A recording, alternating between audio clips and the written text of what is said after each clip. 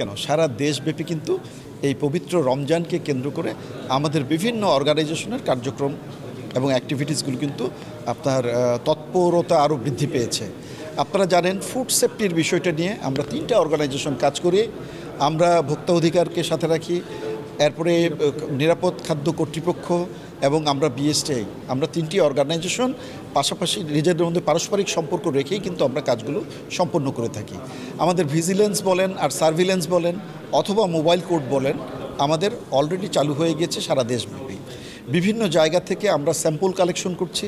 সেই স্যাম্পলগুলো আমাদের ডেডিকেটেড যে সমস্ত ল্যাবরেটরি আছে, প্রত্যেকটাই অ্যাক্রিডিটেড ল্যাবরেটরি, সেই ল্যাবরেটরিতে আমরা মান ঠিক আছে কিনা সেই ব্যাপারে আমরা কিন্তু পরীক্ষা নিরীক্ষা করছি, যে খাবারে কোনোভাবেই যেন অ্যাডাল্টারেট কোনো খাদ্য ব্যবহার না করা হয় যেটা মানব স্বাস্থ্যের জন্য ক্ষতির কারণ হয়ে দাঁড়াবে। সে বিষয়টি থেকে ব্যবহার থেকে আপনারা বিরত থাকবেন। আমাদের সার্ভিলেন্স টিম আপনাদের এখানে যাবে, তাদেরকে সহযোগিতা করবেন। শুধুমাত্র সামাজিক শৃঙ্খলা এবং আমাদের খাদ্য পরিবেশনের ক্ষেত্রে যে অনিয়ম হয় না সেটাই তারা দেখতে যায়, এবং এই পরীক্ষণ কার্যক্রমগুলোতে আপনারাও আপনাদের সহযোগিতা দেবেন সেই প্রত্যাশা আমি রাখব।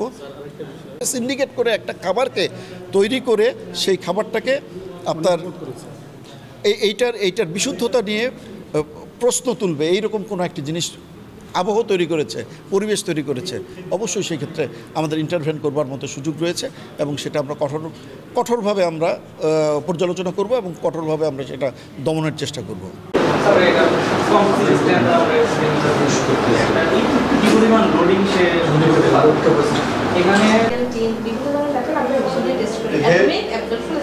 হেভি মেটাল কিসের মধ্যে, হেভি মেটাল কোনটা, এটা তো পানির